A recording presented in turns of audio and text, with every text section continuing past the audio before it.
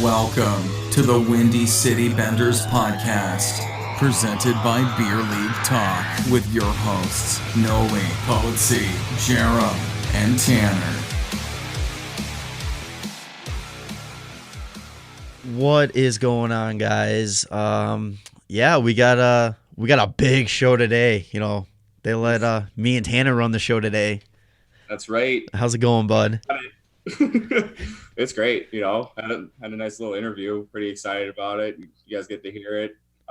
We got the pleasure of having comedian Earl Skakel on, who's LA born. He's got shows on Adult Swim. He's been on Comedy Central. He's just LA Kings fan, big old school hockey fan. Really awesome listen. We got a good time talking to him. Nice chunk of time as well. So it'd be good to let you guys hear that in a little bit. Yeah, so we found out about him like at the same time. We were up at the lake and we threw on the Comedy Central roast battle, and he was on the first season of that. And of course he goes up against some of like our favorite people, Jimmy Carr, K. Trevor Wilson, and just some of the funniest goddamn things I've ever heard. And it was just such an absolute pleasure talking to him. Thank you so much to our friend Matt Ross for hooking that up. Rossi knows everybody. He is just a goddamn saint. But yeah, so that was a little bit of a longer interview than we typically did. If you like the bowling interview, I think you're going to like this one. This guy knew what he was talking about. Very funny, very entertaining. So we'll get into that momentarily. Not much going on, you know, summer. We're at that part of the summer where there's just very little hockey news. But we did have a big trade that, well, I don't know if it's really big, but it's one that we've been... It's a trade. Yeah, it's one we were all expecting, and we all were kind of like, I don't know, in a way hoping for, just because it was kind of a salary cap thing. But the Chicago Blackhawks have moved Artem Anisimov to the Ottawa Senators in exchange for Zack Smith. They're the same age. The only difference is about $1.3 million in cap. Absolutely. Yeah. So Tanner, you were looking at some of their stats, and you kind of like were the first one giving your opinion in our group chat. What's your initial reaction to this trade? I'm completely fine with it. I mean, you know, everybody. I've seen a lot of people always getting pissed because they're like, "How is this? Like, why would you do that? Why would they trade him for like a bottom six guy?" It's like, well, you got to realize, like, Artem Anisimov, like, as great as it is to have him on the team, it's even better to have the cap space that we could use because we still haven't signed Perlini, and we can use that money to get him back. And I'd rather have Perlini on the team with the rest of the guys that we already have than trying to fill a spot or find a spot for Anisimov. And I mean, the guy that they brought in, like, sure, like, doesn't put up a ton of points, but I know he's a very good defensive player, which is going to be perfect for what we need on a penalty kill. Or like, he's also just like a gritty kind of guy. So like, you bring Shaw in, you bring in Zack Smith, and now we got like a ton more grit on our team. That's also got plenty of like experience. I mean, he's been in the show for like a solid 8 years, at least, just playing at least 50 games. And I mean, he's had a season of 25 goals. Is he a 30 for 30 player for you, Tanner? No, he's never had over 20 assists. But like, he put up 28 points last year on a dog shit Ottawa team, also in 70 games. And Anisimov only put up like 9 more points on the Blackhawks. And I think the only reason that he put up as many points was, I mean, he got kind of moved down. He wasn't really doing much, but then they put him on the second power play line. He didn't really play any penalty kill. Like, I don't know. There's not really anything for him. Like, he was great when it was Panarin and Kane and him. Like, and all he had to do was sit in front of the net and just bang pucks home. Because, like, if you get a guy that's 6'4" that can just do that, then you're gonna do pretty fucking good on that line. Yeah. I know a lot of people. Yeah. A lot of people weren't liking this trade because of the stats kind of thing too. And that's what I want to say about that is you need to realize people, not you, Tanner, you know what you're talking about. I know, I got you. Some fans need to realize too that you're making these moves not necessarily for stats, for goal scoring, for that kind of stuff. You're making these moves to pick up in the areas that we're weak. We were extremely weak with our offensive players in our defensive zone. Zack Smith's a great guy for that. You are saving money on the cap. Like you said, that's pretty much that 1.3 technically could probably be the Perlini contract, depending on what he's looking for.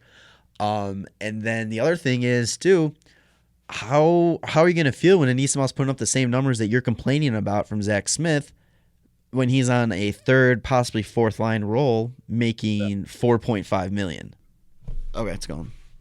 I think I mentioned it before in one of the podcasts was like you need to move him too because like if it ends up being a third or fourth line guy, like you already have Shaw making $4 million. Then you have Anisimov making 4.5, and then possibly Saad if he doesn't fit in on the top like line or the second line, that's another $6 million. That's a $14 million like third or fourth line, or like just in the bottom six, you have $14 million, which is insane. Yeah, it's like like during the season, what they had was Kajula, Taves, Kane, and then second line was what Pierlini, Brinkett, and Strome, and like they were lucky enough that their second line would cost all of what less than $2 million. right. Yeah, like you can't load your bottom six with three players making almost 15 million and then expect to be able to hold on to the whole second line like that. Like you can't. You gotta have other players that are like role players that are cheaper, like Zack Smith, that'll fit in down there, that make less than $4 million. Yeah. So and then, I think that's a good move, and especially since he's a more defensive player. Like Anisimov is a solid two-way player, but like he doesn't exactly excel in like anything in particular. But he doesn't really have like a deficit in anything really particular either.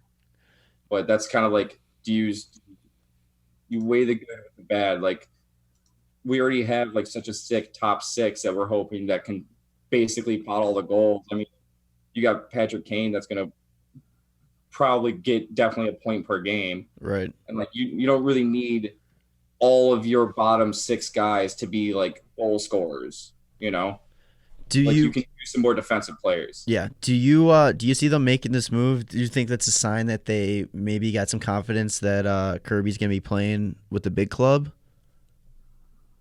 I don't necessarily take this move as that's what's happening. I think it's kind of like they are giving him the chance, and it's to take if he shows that he can. If not, I mean, you can have Shaw play center.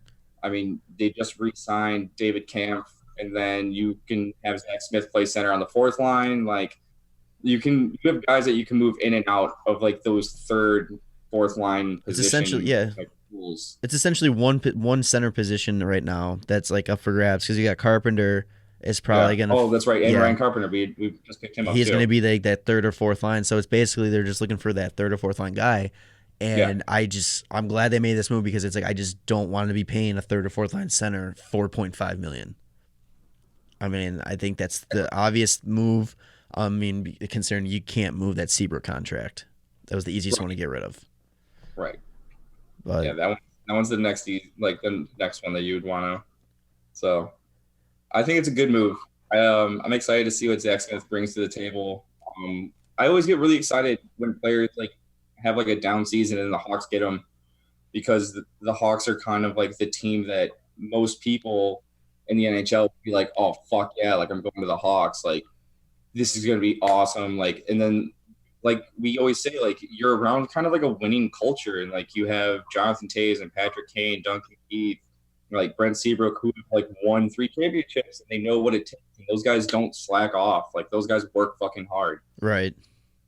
It's kind of like it's all just me imagining it, but like how could you go from like a team in Ottawa who was literally talking shit about each other, like, and talking shit about their coaches last season, and like nobody fucking wants to be there. They're getting rid of like all these like star players, and like it just feels like such a shitty environment. And like they they like scratched Zack Smith last year for some games, and he's like, I think he was wearing the assistant, like he was wearing the A. They tried putting him on waivers. Yeah, and it's just like how would that want you to want to play hockey for that team? Like even if you love the sport, like that's kind of like, wow, that feels really shitty. And I mean, I'm excited. That's what I'm saying. Like I'm just excited for when we get these players like this kind of like resurgence of like or like this ability to like have this resurgence and like love playing. Like Yeah. you know, like Well, not giving up on people. Hopefully that's gonna, hopefully that'll be more in the Strome category of type of player situation. Bowman's betting a lot on a couple of those players to like. We don't need a ton of Dylan Stromes. But I mean like Bucks Nylander like. I'm saying like we got a couple cases now of players that are coming off of either a rough season or a rough start to their career and just haven't had their chance. Now we got a decent amount of those guys on our team now that have something to prove. Hopefully it's like, and I'm saying hopefully it's leaning towards the Strome situation and we just fucking just destroy everybody and we're not looking at ourselves like, why the hell did we do that?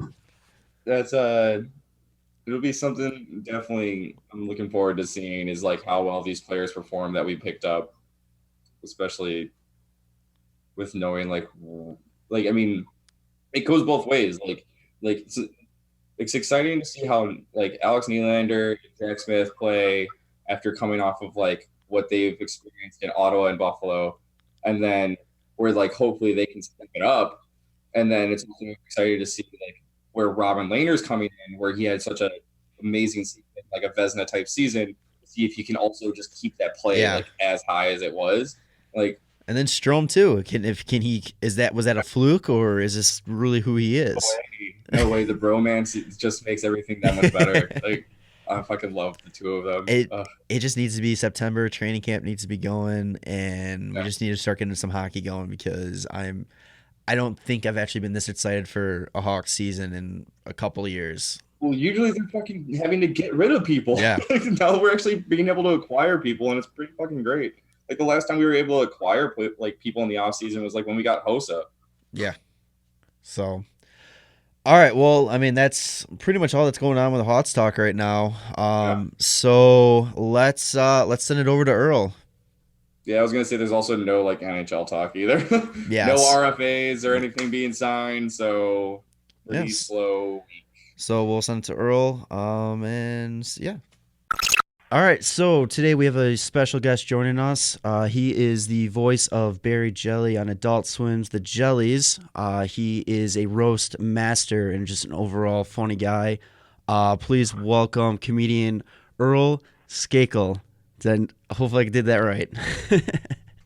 You're one of the few who's actually gotten it right on the first shot. Awesome. I get all kinds of variations, like I was telling you guys, Skankle, Skunkle, Skakel. So thanks it's going to be a good interview because you got my last name right. It's almost like he didn't practice it for like, I don't know, 15 minutes beforehand. Just constantly asking me how it was. I was like, all right. All right. Yeah, it's the worst thing you can do is try and practice saying my last name right. So I'm already. It's not that long of a name, but it seems to give a lot of people problems. Hey, I got the same issue with my last name. I have every variation, and it's Jerem, but I get Jerome, Jaron. I've had teachers argue with me that the J in my last name is silent, so I know exactly what you're saying. But I mean, that would be a cool last name, Harem. Yeah. Just become like a last name podcast, I mean, or let's talk about hockey, right? Yeah. I mean, there's worse podcast ideas out there, so never say never in the podcasting world. Exactly. Yeah. So Earl, you are. So we have a mutual contact that actually put us in connection. Rossi, he writes over for Hockey Buzz, and he said you kind of reached out because he started writing for the Kings, and he was telling me a little bit about your backstory, like how you found the Kings and all that. But first off, what really got you into hockey?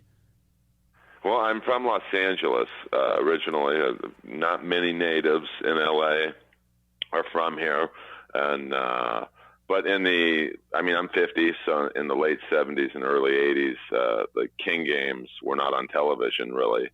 I mean, this was at a time where the NBA finals were literally on tape delay on Friday nights.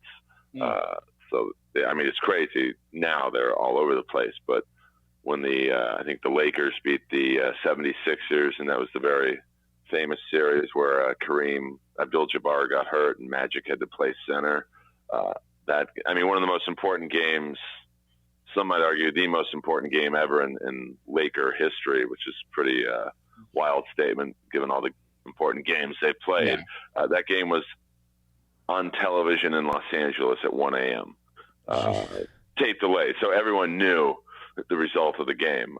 So you can imagine the coverage that hockey got if the Showtime Lakers were getting that kind of pretty much coverage. So I actually grew up somewhat of a Rangers fan because for some weird reason the cable system I had in my house got channel WOR, Channel 9 in New York, and they televised probably about 30 to 40 Ranger games a year. So I was much more familiar with the Rangers growing up, and I was obsessed with one player by the name of Barry Beck, who at the time, now he wouldn't be a big player at all, but back then he was 6'3", 220, definitely the biggest player in the league at that time, maybe he and Clark Gillies, and he was just so good, and he had this wild what we call out here in Hollywood a Jew fro. Is like a white guy's afro, and he was, he had the hardest shot in the league. He was the best body checker in the league, arguably the best fighter in the league, along with Clark Gillies. And you never got to see them fight each other because they had a handshake agreement. Unless it's really a extenuating circumstance, I won't fight you. So I just became obsessed with him, and then got into George McPhee, who now is, of course, the GM of the Vegas Knights. And the 80s was a fantastic time to become a hockey fan. Oh yeah, the sport was so wild, and the rivalries were just, the Nordiques and the Montreal Canadiens each game would take 3 or 4 hours. There were so many fights and skirmishes. So I really became in love with that part of the game, which is completely devoid in today's game. Yeah, you definitely don't have that today.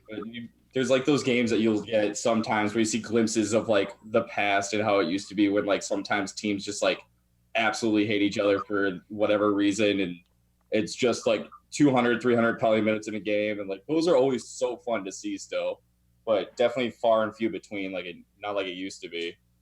It's I watch regular season hockey now, and it's like the games are a glorified scrimmage. And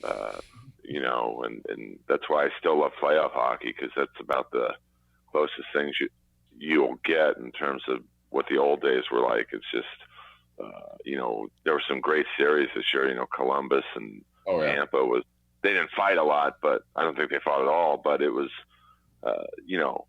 you had to fight for every square inch of ice, and the Stanley Cup Finals wasn't. I don't think there was a fight. I don't think there was a fight in the playoffs, but it was very emotional. But I'm not saying I expect bench clearing brawls in every game, but the regular season is pretty boring hockey. It's in this era. It is, yeah. What you talk about, we grew up watching 90s hockey, so we kind of got a little spillover of the 80s and all that. And I would say now it's like, I do love the game. I love just seeing the skill players out there. We get to watch Patrick Kane every night kind of thing. But it's like at the same time, it's like I kind of feel bad for the new fans, because there's just something about that grit hockey, old school hockey, that it's just a completely different level than what this game is now. And I almost wonder if like some of the new fans would appreciate it as much if they, knew the history of the game like that. Oh, which is what makes YouTube great. If you go, and I get no money from directing people to this particular video, but it's a 9-minute Barry Beck highlight clip, and it's probably like 30 of his hits, a couple of his fights, but every single hit would be a penalty in this era. He's running guys, he's jumping at them, clotheslining them, not getting called. I mean, the emotion that evoked, because then the other team, there was one play where he literally picked up Bob Gould of the Washington Capitals, picked him up and just threw him into the boards, and just the next 2 minutes of that game was like a Kiss concert. It was so exciting because then you get the Capitals riled up, and then the Rangers, and back then, like in the Rangers case, they had 5-6 tough guys on the team. Like, you had Beck, you had a guy, Ed Hospodar, you had Ron Greshner was a tough guy, George McPhee, Chris Katsopoulos, the Maloney brothers. I mean, nowadays you're lucky if you have one guy. Yeah, and that guy also has to be able to skate fast and pretty much do something else besides just fighting if they're going to be. Yeah, I mean, like the Blackhawks had a guy in the 80s by the name of Wayne Van Dorp, who I don't think he literally didn't start skating until he was like 15. But he was so fun to watch because he was just like Sloth from the Goonies out there. And you might argue it's maybe better you get rid of guys like that, but I still kind of selfishly miss guys like him in the league just because you knew when he was out there something was going to go down.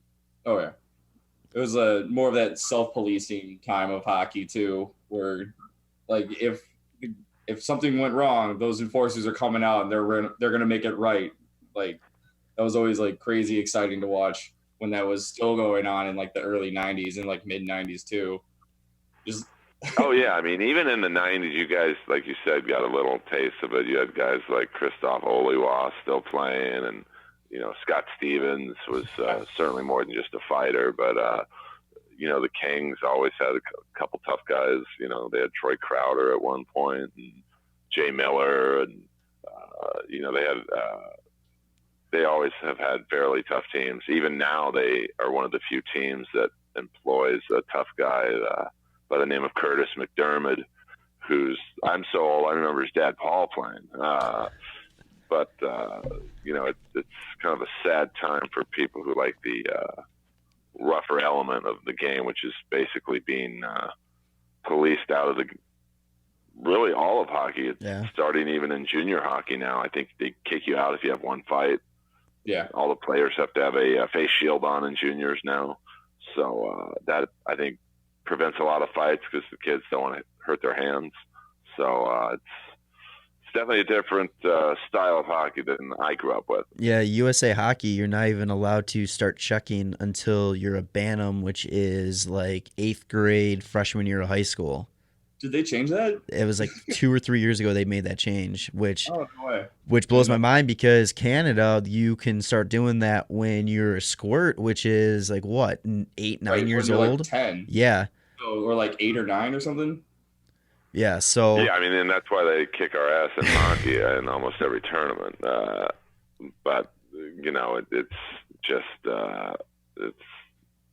I kind of get sad when I talk about it because I just remember the games were so emotional back then, and even in the 90s, it was still pretty rough and tumble style. But now it's tough guys. Agitators are the new tough guys. Guys like Brad Marchand and Alex Burrows. Yeah, I mean Matthew Tkachuk. I mean if he was playing against the Kings in the mid 80s and you elbowed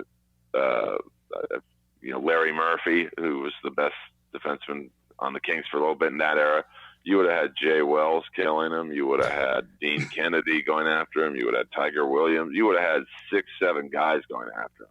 Oh yeah. And I don't even think. I think in the next game they played Calgary. I think Clifford and McNabb fought him, Braden McNabb. But he kind of. I don't know. I mean, I guess I can't fault guys like Tkachuk and Marchand and a couple others. That's how the league's gonna go, and you can excel and not being tougher than the next guy, but just being a bigger dick. Why not? Yeah, if that's helping your game and you're putting up points, I mean, you're bringing other people off of their game. Like, if it works, right? I mean, I know the Kings have a 21-year-old kid they got from Toronto in the Jake Muzzin trade. His name's Carl Grunstrom.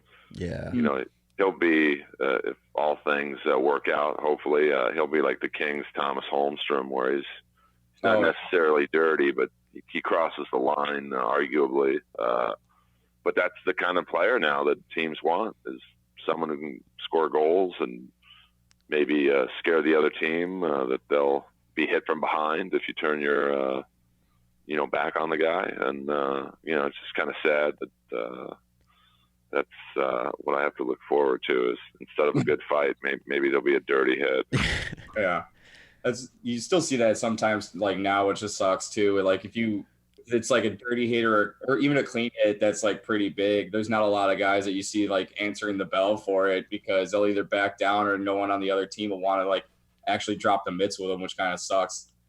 You always used I mean, if Marchand played in the 80s or even a little earlier, the late 70s, he better hope he played on the Flyers. You had like 7 or 8 guys. Or the Rangers. That's a short career if he's in that time period. If he period. played on a weaker team, like say the Atlanta Flames, where they didn't have a lot of tough guys, he would have been decapitated. I was thinking, if he's on one of those tougher teams and he goes around kissing and licking people, he might get his ass beat by his own teammates. Oh yeah, I mean his own. I mean, and I've heard from people in the know, I guess, hockey reporters I know, that he, most of his own team doesn't like him. But when they're winning Stanley Cups, I'm sure he is a great player, for sure in his case. That's the most frustrating thing about it, is that he's so good that he doesn't need to be doing that little licking and kissing and all that stuff. If you want to be an agitator, go for it, but don't do like the little crap like that. That's what's frustrating with that guy. Yeah, and then you could see the same kind of qualities in Tkachuk in Calgary, and even almost to a smaller degree, his brother who plays on Ottawa, actually the whole Tkachuk family. I mean, they don't have to be like that, but I think they feel personally it makes them the player who they are. I mean, I can only imagine if Marchand just concentrated on playing, he could probably get 140 points. Oh, yeah. It just, I remember like thinking about it. It's like, that's who, people now, the new fans, they see that like, oh, that's the big tough guy. And it's like, we grew up, I know me, Tanner, and all, we grew up, Bob Probert was our guy. And it was just like, first off, I was fortunate enough to meet him before he passed. The nicest guy in the world. I've met superstar players that are the complete biggest dicks, and the goon that, probably doesn't know what the hell's actually going on is sitting there having conversations. I was like 10 years old, and he was sat there and talked with me for 45 minutes. Coolest guy in the world. Yeah, I mean, he's, he was the king. He was the Mike Tyson of, my era for sure. And, it's obviously a sad way he ended his life, especially dying in front of his family. I mean, I can't imagine the nightmares that they probably have to this day, just that visual of him in a boat having a heart attack. But, there's a great documentary on him that I just saw. I think it's on Amazon. And, they had his family on, and you obviously know that they were going to be sad. But then they interviewed guys like Ty Domi, and he's crying. And Troy Crowder, you could see him welling up. And, there's Craig Cox, who's actually, I think, the only NHL player ever from Chula Vista, California. But, he's known mainly for his 3 fights he had with Probert. And you could see the impact of his death on those guys, because they were all kind of welling up, and in Domi's case, out and out crying. Those 80s enforcers, they usually don't end very well. No. Yeah. But I mean, it just shows like what this game is. This game's a brotherhood kind of thing too. It's like no matter what, it's they're there for each other in the end too, which is just another reason why I think this is just such the greatest game in the world, because I don't think too many other sports you can go out there, beat the crap out of the guy, and then go have a beer with them afterwards. Yeah, well, I think most of them have literally been playing with each other since 10 years old. I'm sure Probert and Crowder played against each other in the minors and in juniors, and so there's a brotherhood of sorts that, like, well, I guess if we're on opposite sides, we have to fight, but I'll see you at the titty bar after the game. Which I think is where Probert ended up most nights. Oh, yeah. Oh, man. You talk about a tough team. I mean, the Red Wings, coach, because that was the crazy thing about Probert is if you beat him, the few guys that actually beat him, like, Todd Ewan or maybe a couple other guys, I think Chris Tamer, if you beat him, you had to fight Kosar, and then you knew you had to probably fight Probert again because he would want a rematch. So can you imagine being a tough guy playing the Red Wings in the mid 80s like that? I mean, you probably didn't get any sleep that week. Oh no. Yeah, it's gotta be rough stuff. I remember, just listening to like other like players tell their story about like being fighters in the NHL and like saying like there's nights where they just would not be able to go to sleep beforehand because they knew they had to fight the next day. Is just absolutely crazy to me. So I can't imagine when it's like early 80s and things like that when you're fighting every game basically. Oh yeah, and because like I said, each team back then, or I would probably at least say 80% of the teams had anywhere from 3 to 6 guys on the team who could fight. If you look at some of those Quebec Nordique teams in the mid to late 80s, my God, I mean, they had, Darren Kimball, Van Dorp played on them, Basil McRae, Ken McRae, Craig Smith, I mean, all on the same team, like the Roberge brothers, there's, I used to collect hockey fight tapes and probably the most sought after tapes in the hockey fight collecting world were the Nordique training camps because they would invite like 6 more guys to get those guys going. So it was just like the octagon on ice in Quebec City. Man, would you say that you're a hockeyfights.com fan? Oh yeah, I mean I go on all the usual sites, hockeyfights.com, hockey-fights.com, dropyourgloves.com, and then that's the great thing about YouTube is you can go on YouTube and just put in pretty much any fight, Darren Kimball versus Rudy Poshek, and there's a high def clip of it. Rudy Poshek was another guy who got me into really following certain tough guys because he would get into a fight, and whether he won or lost, he would put his hands in the air like Rocky after every fight. Just the crowd just or what? Oh, he was great, and he developed such a cult personality that even David Letterman had him on the show once. He pointed him out in the crowd. It's like, hey, you're Rudy Poshek, and wouldn't figure David Letterman was a hockey guy, but that's another guy who from the probably mid to late 80s, he ended up like homeless, and there's another guy out here, Matt Johnson, who was a real big tough guy for the Kings, is literally homeless in Santa Monica now. Yeah. I mean, the league does not take care of these guys too well. No, and that's one thing too that I know. I don't know how much you follow like hockey, like social media and all that. Like Daniel Carcillo is just lighting up anybody who he can reach out to about talking about CTE and all that kind of stuff, and how the league needs to just start taking care of these players a little bit. Do you think it is the kind of like on the league to be doing this kind of stuff for these guys, or do you think it's kind of like they should know basically coming into it, especially if they're going to play that rough style? I mean, I think all of them have a certain responsibility. It's the league, it's the individual teams. I mean, you look at Bob Probert, the Red Wings and Blackhawks made a lot of money off of him, and jersey sales and ticket sales. And, Matt Johnson was a very popular player in the Kings because he was like seen at one point, I think, as the heir apparent to Probert, just because he was a monster. I think he came out of Peterborough in the OHL where he was the champ, and he was just 6'5", 240, just a giant teenager. And I don't see the Kings or the league, anyone helping him. I mean, he's literally right now homeless in Santa Monica. No help, no nothing. His parents don't even know how to, because there was an article in the LA Times about him, I think maybe a year ago. And, I think Carcillo burned a few bridges when he was playing in the league, because he was kind of one of those, like a precursor to Marchand, so I don't know if he's the best ambassador to talk about what he's talking about, just because he probably caused a fair amount of concussions himself the way he played. That's true.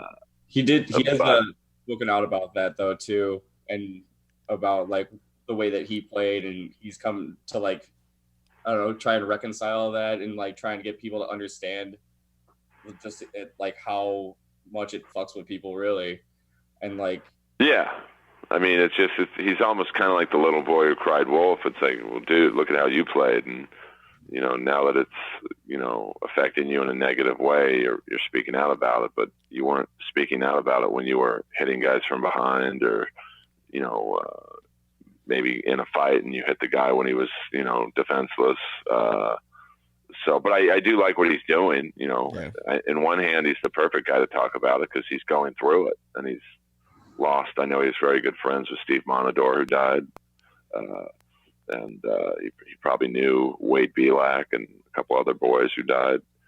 So I just think because of the style that he himself played, that, I think people are not as accepting of his positions if like Sidney Crosby spoke out about it. I think, oh, well, you weren't a dirty player. You weren't a tough guy. You probably, it's coming from the heart more than, let's say, from Carcillo. So so let's change it up a little bit here, get a little happier topic maybe. What a great topic to talk about for 40 minutes. NHL tough guys killing themselves. What's the next topic? The Holocaust? Yeah. So you grew up in LA, and you were around the time that the team was coming into the league. Did you? We were talking about how you liked the Rangers for a little bit. How did you start liking the Kings? Well, so what I was going to bring up is, obviously, I mean, ice is hard to get out there. I'm assuming still now it's hard to get out there. Were you able to play at all growing up, or do you skate now? I mean, I have an NHL speed slap shot, but unfortunately, my skating style, the guy who used to give me lessons was like, Earl, you skate like Mick Jagger walks. So I was not a good skater, but I have a really, really hard shot. It's like Goldberg from the Mighty Ducks. It's unexplainable how I get the power behind it. But I mean, ice time, I mean, in the 70s and 80s is like, there was literally 2 rinks in Southern California. There was one where the Kings would practice in a place called Culver City, and then one actually in Santa Monica, which is a beach community out here. And then when Gretzky came, ice rinks started popping up like Starbucks. I mean, they were everywhere. And then when he left, a couple of them went out of business. So, I mean, there's a fair amount out here now. And, there's a bit of a resurgence when they won 2 cups in 3 years. I mean, hockey was the sport for, probably 4 or 5 years out here recently. And then, now they've started somewhat losing again. And so it's back to, almost an apathetic attitude toward the team. But, they had a good draft this year, so hopefully they turn it around a little quicker. They have a lot of bad contracts on the team. Yeah. So they're in a similar position as to the Blackhawks. We've got Kane and Taves and Seabrook and Keith. I mean, those are 4 huge contracts. So it's hard to maneuver, especially for the Kings because, they sold their souls to the devil to win those cups with, Carter's contract and Gabrick's contract. But, Gabrick in that second cup run, he's probably the reason they won because he was scoring a lot of goals. So would you rather have 2 cups or none in a good salary cap situation? Yeah, exactly. That's the same with the Blackhawks. Like, do you want the cups or no? Like, I would gladly be in cap hell every season if we had just won the cup the previous season. But it's a tough. It's pick your poison. What do you want?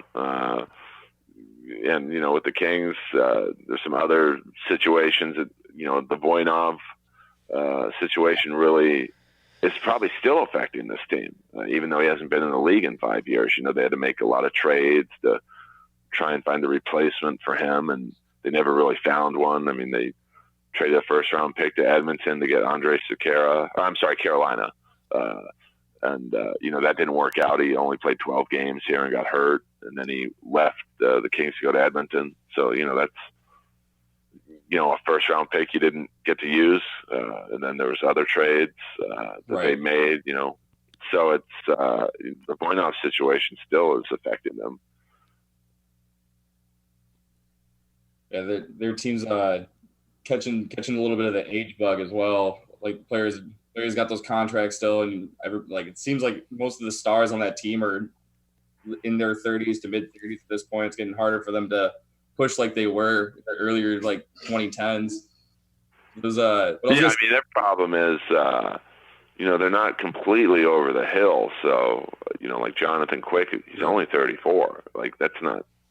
I mean, it's not young in the NHL, but he's still one of the better goaltenders in the league. Carter's in his he's probably about the same age, maybe 33-ish, and they're in the worst position you can be in where they're not completely awful. And they have enough good players that, they're always going to kind of be sniffing around the middle of the pack, which, in the NHL, I guess in any league, you either want to be really good or really bad. Yeah. Very true. It's just unfortunately that's the way the system is set up. So if you're like saying that 12th through 24th position in the league, you're going to be drafting always in the middle of the first round, maybe at the tail end of the first round, and you're just not going to get a difference maker.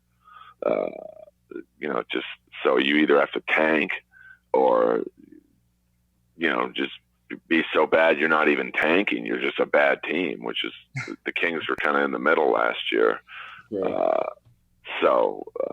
You guys got lucky with. Yeah, they had a bad, luck with the lottery balls. I mean, you guys went from 12 to number 2.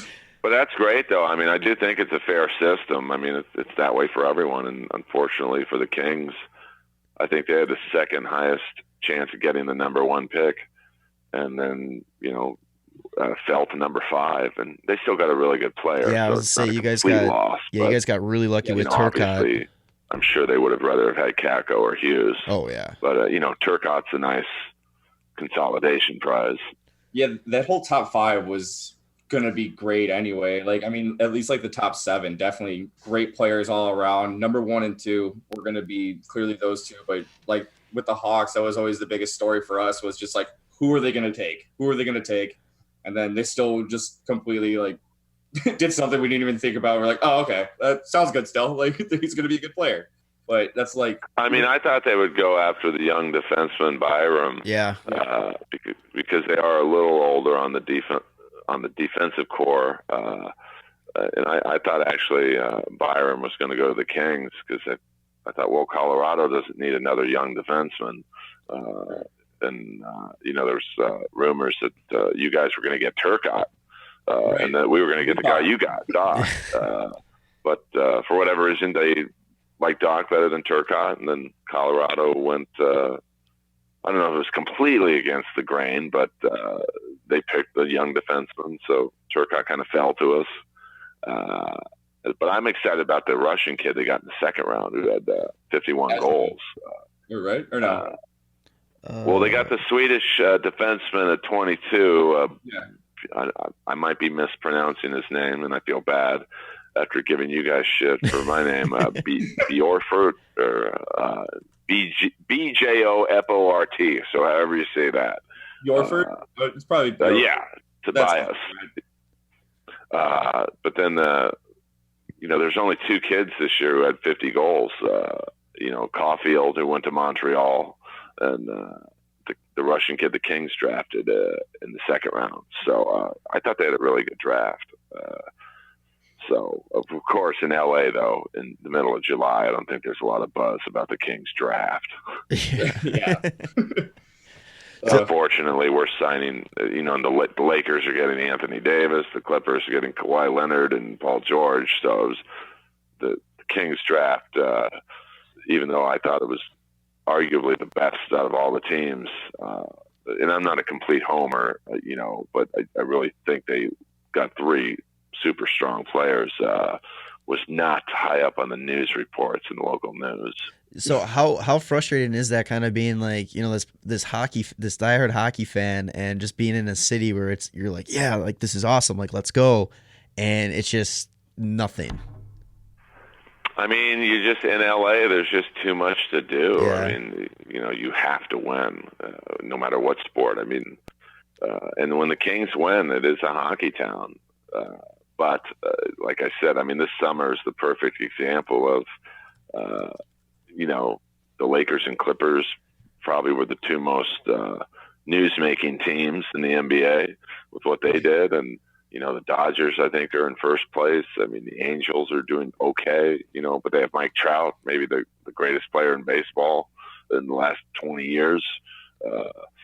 You've got the Galaxy out here, which are, very popular in the soccer world. You got the Rams. The Rams, and the Rams are Super Bowl contenders. You've got the Chargers, who, I mean, no one really cares about in LA, but they're a very good team. Right. And, maybe there'll be a little bit of a resurgence with Charger talk in the new stadium, because right now they literally are playing in the Galaxy Stadium. And it's in a area of LA that, it's kind of in between Orange County and LAX. It's like in a dead spot in terms of where people want to go in Los Angeles. Hockey news, I don't think there's too many players that could, even if the Kings went out and got Ovechkin, which is not going to happen. I don't mean to, but like, he's probably the most popular player in the league. I don't even think that would make news if they got him. That is crazy. The NHL just doesn't have that many name stars that would cause a buzz in LA anyway. I was going to say, I didn't realize until now that LA basically has 2 teams for every sport besides hockey. And then plus you've got the Ducks, whatever they do, although I don't think there's a lot of competition. I don't think the Ducks, really compete with the Kings in the news department, just because it's, they're in Orange County, which is a suburb of LA to the south.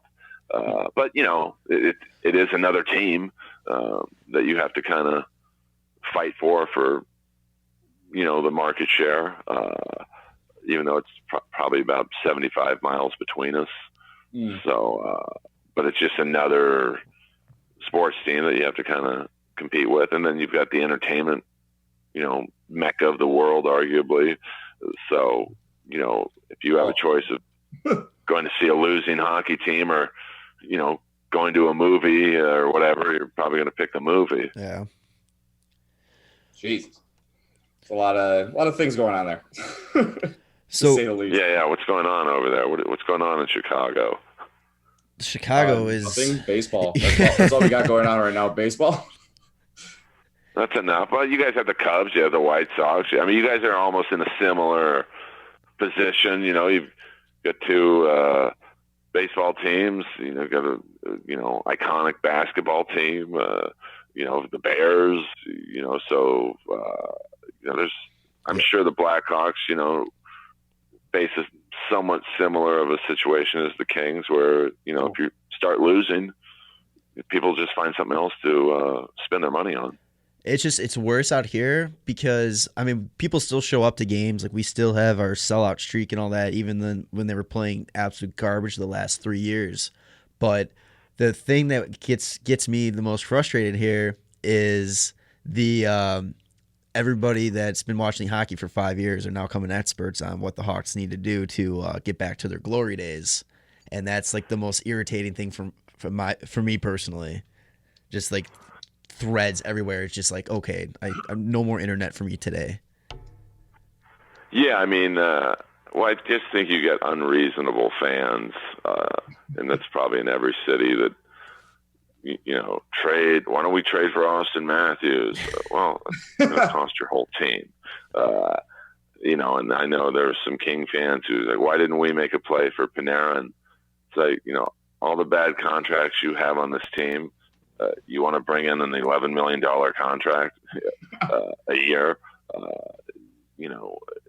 So I just think fans are unrealistic. Oh yeah, I'm fairly realistic. Like, sure, I'd love if the Kings went out and got Panarin, because he is kind of exactly in the age range of what you want.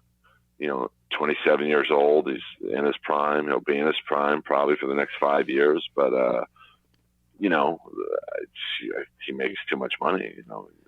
For the Kings anyway, and probably for the Blackhawks. I mean, I'm sure they kick tires on him too, but the Rangers don't have a lot of horrific contracts outside of Shattenkirk, so he was the perfect fit, money and probably skill wise for them. Just the lifestyle that he was looking for too. He really wanted to be in a big city on the East Coast, and that just ended up working out really well for him, which is pretty nice. I mean, we would have loved to have him back in Chicago. You know how much we like to get the band back together all the time, even though we didn't win a championship with him. But like, we love bringing back our old players. Oh yeah, I mean the Kings do that too. But I thought, and I'm sure they probably lobbed him a phone call because in LA we have an amazing Russian community, which I know was very important to him. And it's actually just to the east of where I live. It's like if you're Russian and you're either moving here from Russia or you're looking to ingratiate yourself into a Russia-like community. LA is, I would say, maybe short of Florida, is the top Russian community. But I know there's one in New York that I'm sure he'll enjoy. And I think LA is a great place for free agents because you can kind of play in anonymity out here. Most of the players live by the beach. I'm sure they go to the beach on off days or whatever, and no one knows who they are. Yeah. So it's kind of the best of both worlds. And, that's why especially when they were winning, they had no problems getting free agents because I live on the beach, make the money I make, and I won't be hounded by, overzealous fans because there really aren't any. Sign me up. But, now that they're losing a little bit more than they were a couple of years ago, it's probably a tough sell. I don't know if Panarin's going to make it to the season. There's comments that he just came out to basically talking trash about Putin. So we'll see if he makes it to opening night.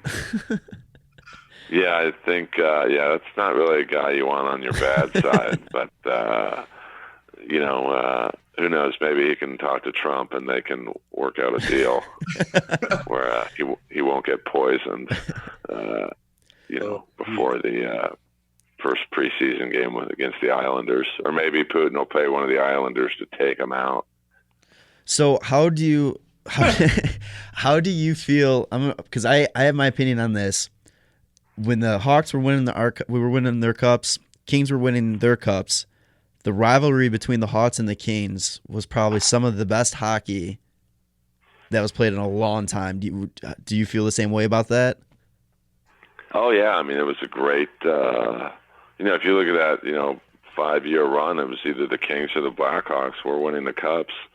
It was awesome. It always it probably would have been a bit better of a rivalry if they were a little closer to each other geographically. Yeah.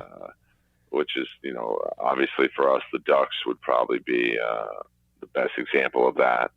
Although, they've never really been at that level of where they were winning cups at the same time.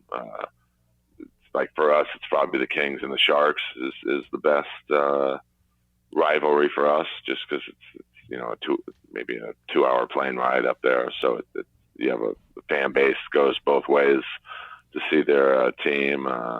but yeah, it was a great rivalry with the Blackhawks because you had Kane and Tays in their prime, and Doughty and Kopitar in their prime, and the goaltenders were pretty even, and two big physical teams. Those are probably the two of the last outside of the Blues this year, where it was like grinding hockey was the style that was in vogue. So when you have two teams play the same style, only one can win, especially if they're in the same conference. So it was a nice run for both teams. I want 2014 back so bad. I want that almost Quick versus Crawford fight. I wanted that to happen so badly. Like when it was going down in that Western Conference Final Series. Oh my God, that was just the most exciting hockey I've seen in so long too. Like unbelievable. Yeah, I mean they had a mutual respect for each other. I mean, but you could tell when the game was on there was a borderline hatred because both teams knew that to win the cup you had to beat that other team. It's not like the Sharks or the Ducks or the Coyotes were the team you had to go through. I mean, every team in the Western Conference knew that if you were going to get to the Cup Finals, let alone win it, you had to beat either the Kings or the Hawks. So it's probably the last many dynasties that we'll see. Just because the Hawks won 3 in 6 years. Yeah. And Kings won 2 and 3, and I really think that that middle cup the Kings I think lost to you guys in the double overtime. That Stoll doesn't get hurt, and Voinov, I think he was hurt as well. If they could have won 3 cups in a row, that could have been the dynasty talk, but they didn't. So I mean, you kept us 3 cups in a row as well. Yeah, I mean it's I don't think it's been a while since you've seen 2 teams. It was either one team or the other winning the cups, but who knows? They're both kind of going through the same growing pains now with the contracts and the older players. So maybe they'll start winning again at the same time and kind of revisit the rivalry. Yeah, hopefully their timeline matches up again, especially since we both just got like a top 5 pick this year. So like maybe we'll start rolling it back into like meeting each other in the playoffs pretty soon. That'd be pretty great. Yeah, I mean it's I think they're both in that, unfortunately, that dead spot of like I mean drafting in the middle, and because they're both good enough where they can make the playoffs this upcoming season. Which is, you almost don't want that. Yeah. I mean, it sounds weird to say that because, we're all of us are fans, so we want them to win. But at least in the Kings case, they probably need another top 5 pick to get the rebuild in full swing. Absolutely. That makes sense. Which is why this year's draft lottery really was like a kick in the balls. Because I didn't think they were going to get the first pick. We're not that lucky, but we'll get Kako. That's good enough. I mean, that's something that could add another 2-3 years onto the rebuild, going from 2 to 5 in the order. So, but it is what it is. It's a fair system. So hopefully Turcotte and Doc for you guys can, get it going. Absolutely. It's going to be something to keep an eye on in the next few years, No, for sure. And like with the Kings anyway, I don't think the Hawks are going to trade Kane or Tays or, maybe one of Duncan or Seabrook. But if someone wants Seabrook, they can take him. They have several players they can, Carter would look good on a team that, needs goal scoring for the playoffs. And then, Quick would, we have 2 really good young goalies in the system out here. So, Quick would, maybe be a nice consolidation prize to the teams who lost out on Bobrovsky. Kings, I think, have a few tradable assets. Martinez is often rumored to be going. Like the Muzzin trade for the Kings was really good. I mean, we got 3 prospects for him. So, if we could do maybe one more trade like that with a team desperate to get into the playoffs or, make a mark in the playoffs like Toronto wanted Muzzin, that could help accelerate the rebuild out here big time. Definitely. All right, Earl. Well, took enough of your time today. Thank you so much for coming on. Where can our listeners like find you on like social media and all that kind of stuff? Well, I better spell my last name, but like just on like Instagram and Twitter, I'm at Earl Skakel, which is just EARL SKAKEL. And obviously, like everyone else, I have a podcast, and it's really simple, just called Inappropriate Earl.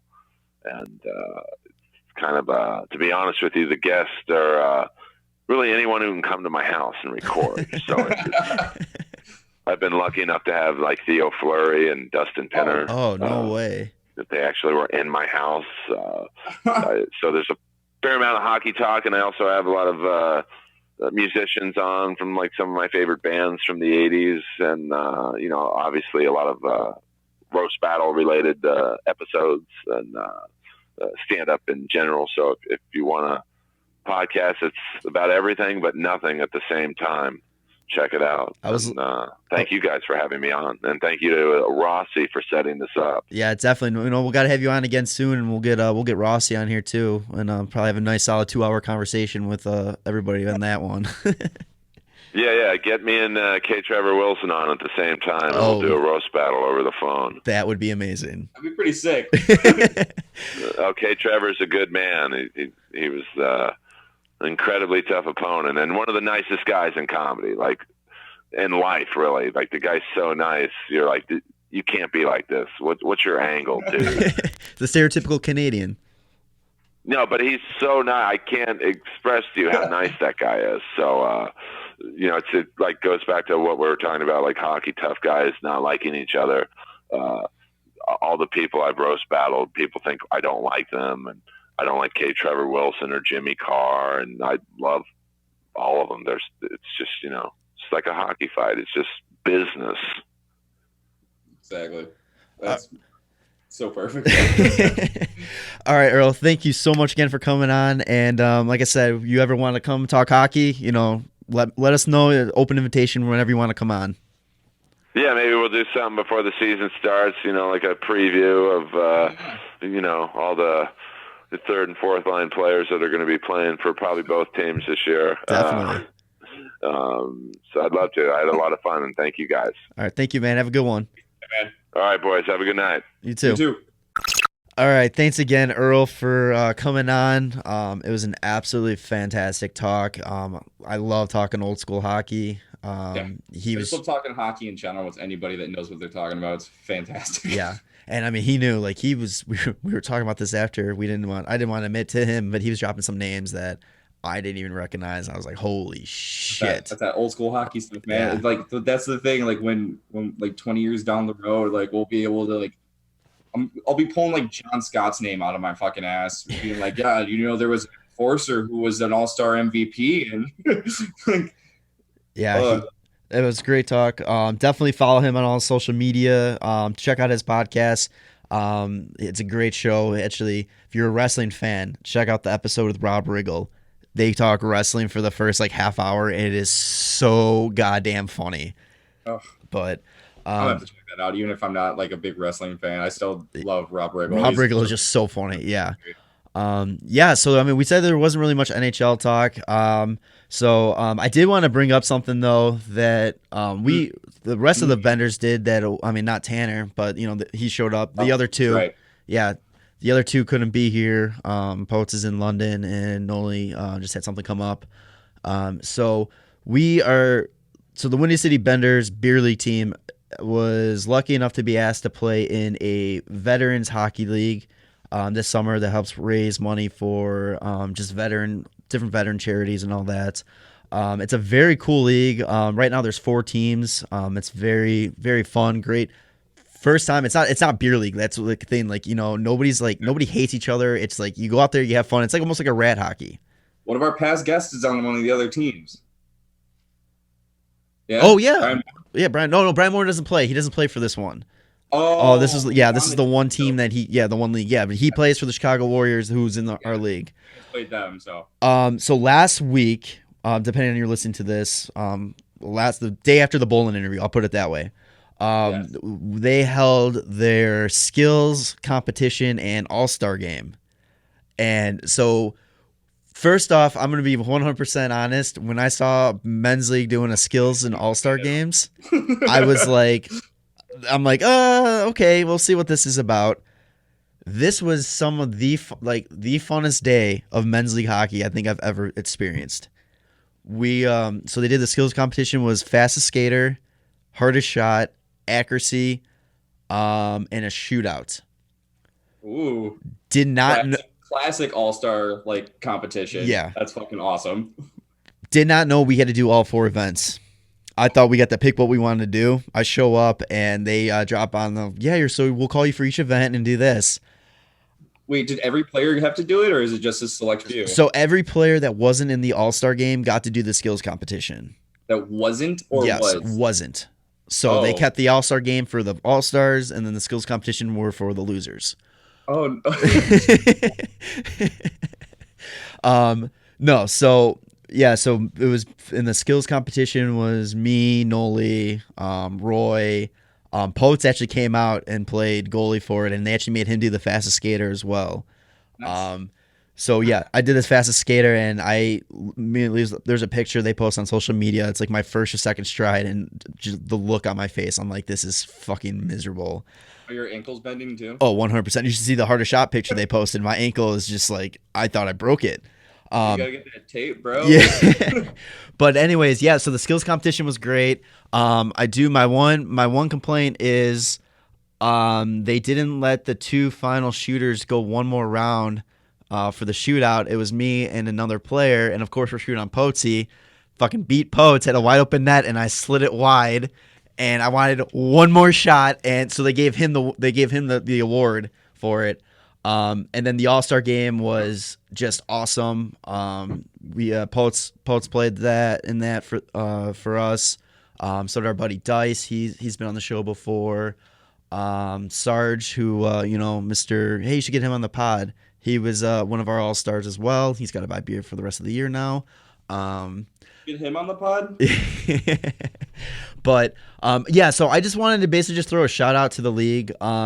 Alex Martinez, he's the goalie for the Level 0 team. Him and his wife have been pretty much running this whole thing, and they've put on such an amazing thing. And I think none of us, we talk in the locker room, I don't think we've ever had so much fun playing beer league. It's been a real honor being in this, and they just really make us feel important out there, kind of thing. Like it just sounds so it just sounds kind of weird if you don't play beer league. But you're a beer league all-star. Exactly. Actually, no, I'm a beer league skills competition. But yeah. but yeah. But it's a really cool experience, for an awesome cause. I know they're going to be doing a next summer. They're going to be doing fall and winter showcases for teams that might be interested in playing. So they'll come in and they'll play the 4 teams that are in the league now to kind of see if they want to play. So I just want to shout out Alex Martinez. Great job. Keep it up. We're playing you tomorrow. So let me score a couple on you to make up for making me do that fastest skater. Listen to the pod before the game. Yeah, bro. Exactly. But yeah, so with that, I think you got anything else, Tanner? No. No? I'm good. All right. So All right. for Jerem and Tanner, this is and Potesy and Noli. thanks for tuning in, and we will see you next week. Absolutely. Love it, boys. See ya. Follow the boys on Twitter at WCB Podcast, on Instagram at WCB Podcast, and like them on Facebook, the Windy City Benders Podcast.